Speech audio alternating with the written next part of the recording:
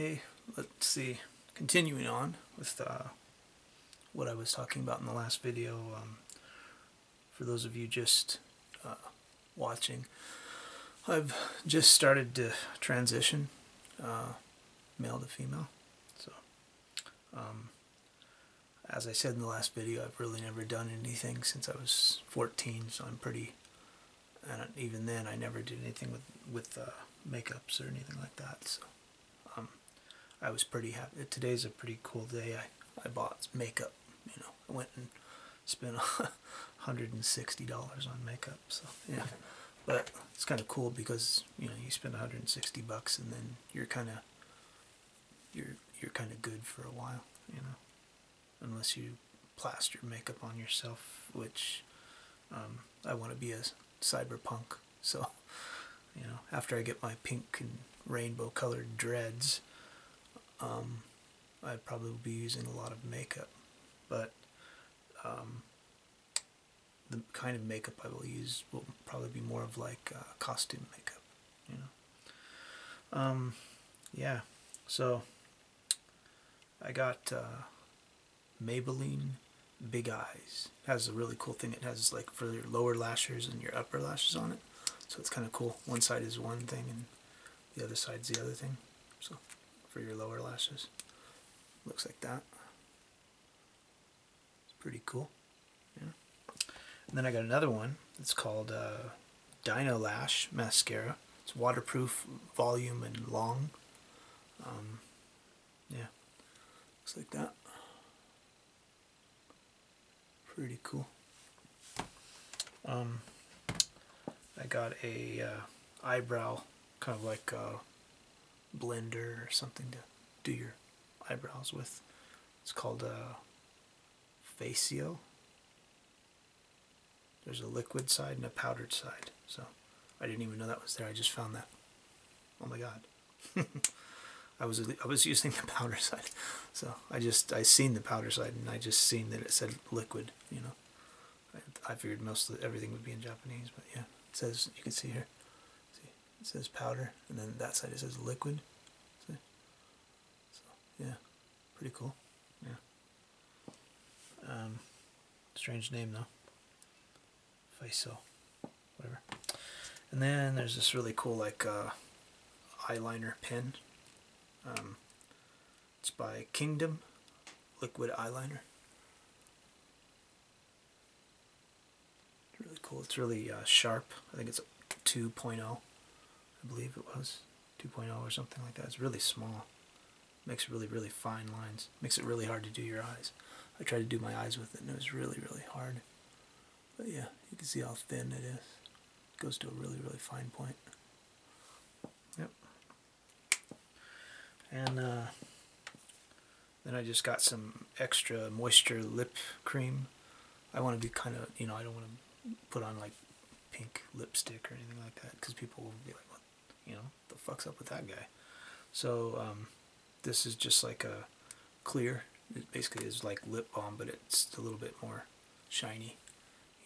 It's basically clear, and it, looks, it makes you look a little bit like, to where people will look at you and go like, oh my god, what the fuck's that? But they'll figure you just have lip balm on. And my first really girly thing I got, I wanted to buy clothes and stuff, but I just don't have money right now. I'd like to get a whole new wardrobe, and just like donate all my clothes to something and get rid of them. But I don't have the money. I need like probably $500-600 to do, like buy enough clothes to do something with. But yeah, this is called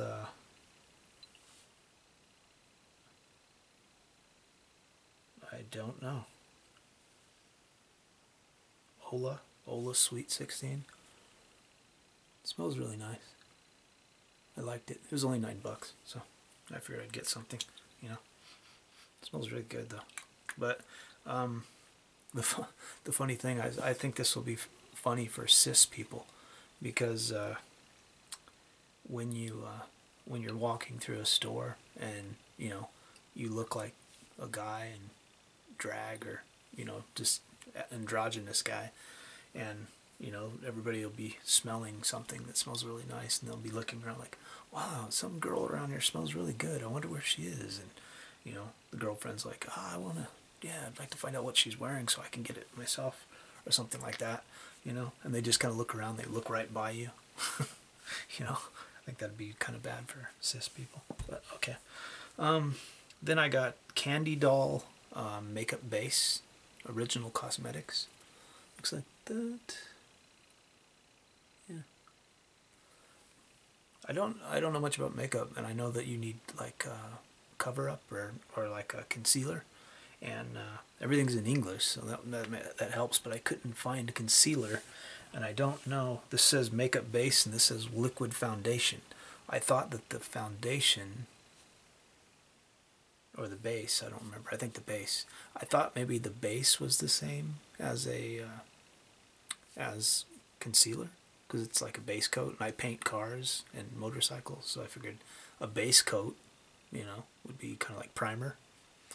But I know they got makeup that's called primer, so I don't know. You know, it's hard to shop in Japan because everything's in Japanese, and while I speak a little Japanese, I don't read it, because most of the stuff on bottles like this is in kanji, and there's over 100,000 kanji, and you know, even Japanese people only know about 10,000, you know. So then I got the same thing, Candy Doll original cosmetics liquid foundation. Looks like that. It's crazy to think I spent $160, and you know, I got enough that I can actually carry it in one hand. It's expensive shit, man. This is $15. This was really cool. It's by Malibu Makeup Book. Looks kind of cool. Really pretty girl on it. You know. Wish I looked that hot. Maybe someday, after HRT and surgeries. You know, whatever. Yeah, it has a makeup mirror in it. Really badass. How about that? You can see me in there. It comes with this color palette. Pretty cool. Almost everything you're gonna need, you know. They're shimmering. I think there's all of these are shimmering, and these are shimmering, and then these are just straight. Just these three here are straight. You know. So yeah. They all got a little bit of glitter in them and stuff, so it's kind of cool.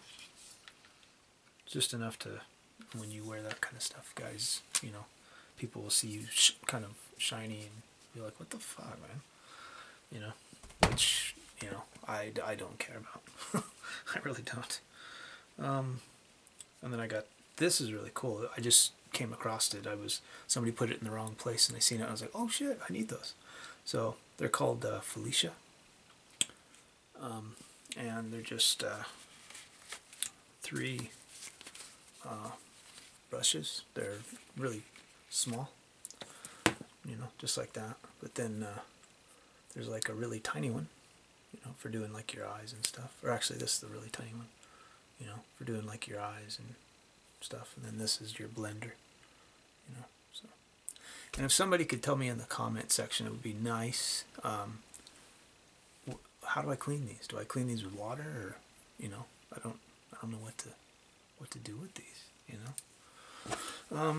You know, because they're gonna be, I mean, the more you put makeup on, you're gonna end up blending old makeup into new makeup, and you know, I mean, I would imagine you wash it with soap and water and then let them dry or something. I don't know, but you know, I don't know anything about makeup, so somebody will hopefully tell me in the comment section.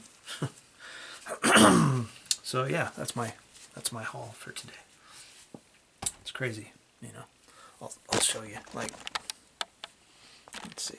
Yeah, that's it. Just that right there. Yeah, just that. Let's see. I'll go like that. Yeah, just that. That's it.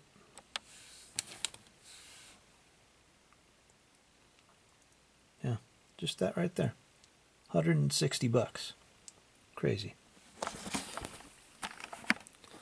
Now I can't complain about, you know, a girlfriend when she gets all kinds of makeup, you know. Something else I've noticed that I used to always worry, you know, that I used to always complain about when I have girlfriends is, they're always cold. You know, they're always talking about, oh, it's cold, it's cold. And it's, you know, like, you're like, it's 60 degrees outside, or it's 70 degrees, why are you cold? You know?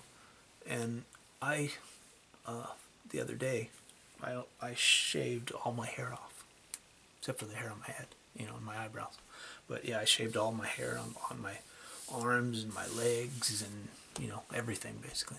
And riding around with no hair, you get sweaty and then it's cold. it's really cold, you know. I think like when you have hair on your body, it actually the sweat goes to the hair and then, you know, kind of goes away from your skin.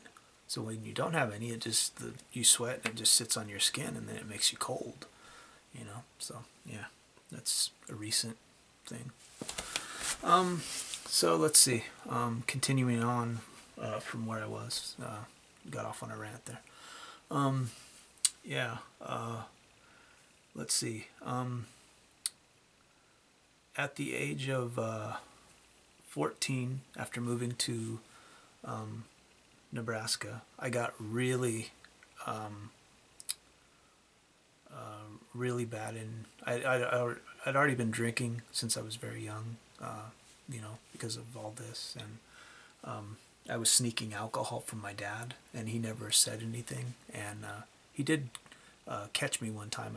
I invited some friends over, and we were drinking his whiskey, or I was anyways, and I was putting water back in the bottle, like you do when you're a kid, and he used to just buy alcohol and not really say, like, well, because he knew he didn't drink it, and my mom didn't drink, so the only other person in the house was me. So he just kind of would buy another bottle and, you know, just kind of like leave it there, knowing I think he knew I was drinking it, but he just didn't want to say anything, and he knew I had a hard life and figured, you know, let him drink. It's not a big deal, you know. He's not wasted or anything, so, you know. But yeah, then I got into like drugs at age 14 and 15 or so. I was doing cocaine and heroin, and you know, I still got all my track lines and stuff, even though I haven't done drugs since, you know, last time was like 1989. So yeah, I ended up in a treatment facility. As I said in the last video, 5 of them. They were all in Kansas, or in Nebraska, except for one. I had like a breakdown and tried to. I didn't really try to kill myself, I guess. My dad had pissed me off, my adopted father, and I punched my back window of a Chevy Vega I had, and had a piece of glass sticking in my arm, and went to the hospital and told them I wanted to commit suicide, which I did. I've always wanted to, really. And I was put into a mental institution. Like, I checked myself into a mental institution in Kansas, and I was there for about 2 months. I think 2 months, 3 months, something like that. And then after that, I moved back to Colorado, and I'm not a small town person, so we moved from like Denver to like this little shithole town in Nebraska, and then from that shithole town to a place where there's almost no people, and there was like 4 blocks this way and 4 blocks that way, and I went to a school with kids that would come to the school with trucks with like cow shit on it, you know. Went from Denver to that, you know. So yeah, and I've never stayed any place longer than about 3 years my entire life. So I'm moving constantly, and it's really hard for me to keep friends. I envy people that like have friends from like grade school or high school, or people that they still talk to. That I've never had that ever, you know. And it'd really be cool to have like a friend that, you know, I've had since I was a kid, which obviously can't happen, you know. But like the longest friend I have right now is like maybe 6-7 years, and we don't even talk that much. I moved to from Colorado to Portland, and then Portland to Talent, Oregon, and stayed there for 2 weeks before I came here. And that friend was there. He does like he's working on some green energy technologies and wants me to do them here. So yeah, but I haven't heard anything from him, so I don't know. Yeah, so I started drugs when I was about 10, around 10, and started drinking around 5 in foster homes. And when I was in the treatment facilities, that kind of dried me out. And since 1989 in October, I've been it started a vegetarian, but in 2007 I became a vegan. And then after discovering Freely the Banana Girl and Durian Rider, I became a raw food vegan, or raw till 4 vegan. I kind of bridged from a vegan to a raw vegan, and then when I found them, I went from raw vegan to raw till 4 vegan. And yeah, it's really cool, especially being here in Japan, because you can get like a lot of fruit here. So yeah, I don't drink now. I never really smoked. Never really been much into marijuana. It didn't really do much for me. I started I went from like alcohol to cocaine. So when you go from alcohol to cocaine, it's like fighting Mike Tyson and then getting in a slap fight with your girlfriend or something. It's like what's the point? So yeah, I've smoked with people before, and it doesn't really get me high, actually. So yeah,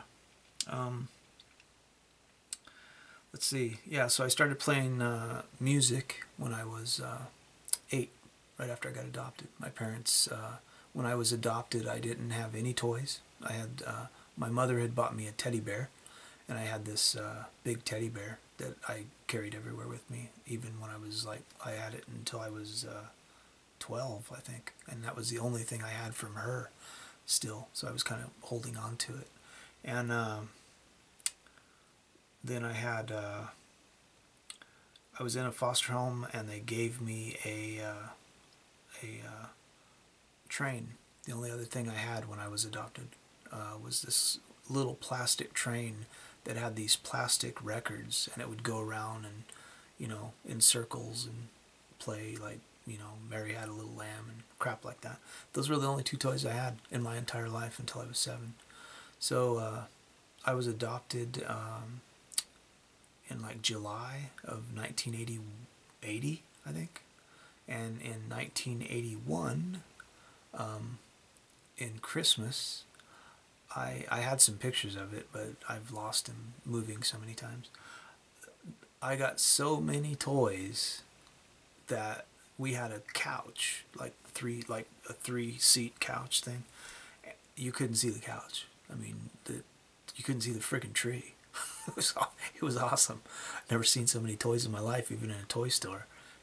They got me like records, and it was awesome. It was the most coolest day of my life, and yeah, it made me feel like somebody gave a shit. But as I said before in the last video, because of being adopted and then given back, I had that in my mind until I was like old, until I was like 19 or whatever, that like, you're gonna give me back, that kind of thing. And I was really vindictive, and I'm really sorry about it now. I was just stupid. I was a kid and was an asshole. And yeah, I used to say things to my mother.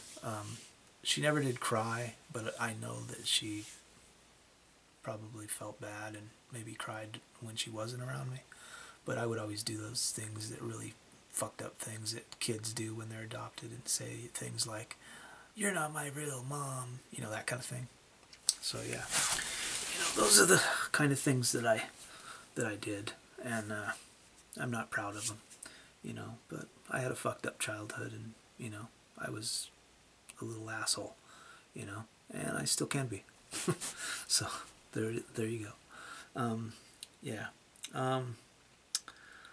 Yeah. So then after going back to Colorado, I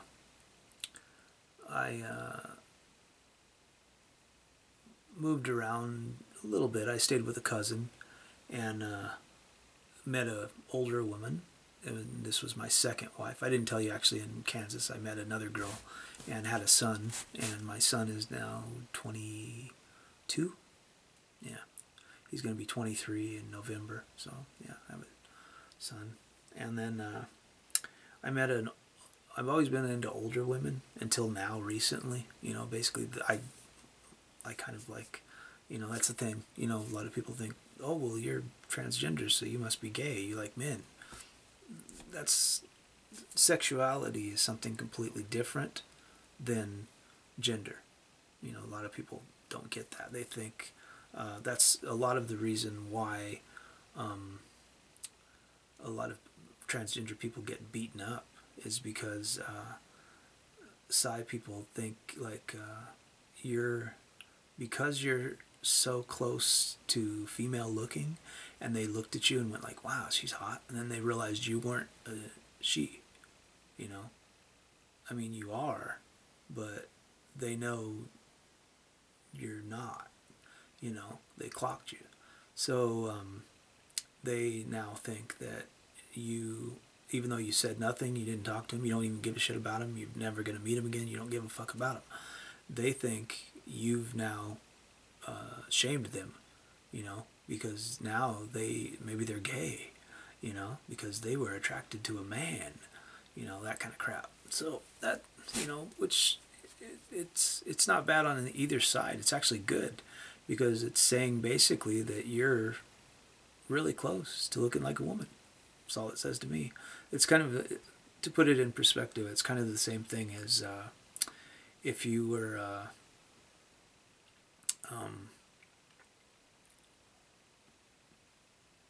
well, I can't think of a way to put it in perspective, really. But yeah, I lost my train of thought. So that happens when you've got bipolar and manic depressive and whatnot. So yeah, but yeah. So I was never good in school. Never liked school. I'm one of those people that like once you teach me something, then I know it, and let's move on. And I don't like the way they teach schools, which is why I became a teacher, because they will teach kids something like 2 + 2 is 4, and the kids go, okay, I get it, let's go, let's move on. They go, oh yeah, but wait, what's 4 + 4? You know, and the kids are like, yeah, I know, okay, you know, oh yeah, what, 88 + 88? You know, and it's like, yeah, we get it, okay, let's move the fuck on. You know, so you know, this whole, like, going through a whole school year of that just drove me fucking nuts. And I just, you know, that it's so monotonous, and you know, I hated it. I really did. And school to me just sucked. And I was really into music, so I just kind of like used that as an outlet. And I never realized until I got older that the reason why I stopped taking medication for my bipolar and my manic depression and my the PTSD when I was the last time I took it was when I was 21, and that was after I was in the hospital in Kansas. They gave me some stuff, and I figured out that it wasn't the drugs that were keeping me numb and like not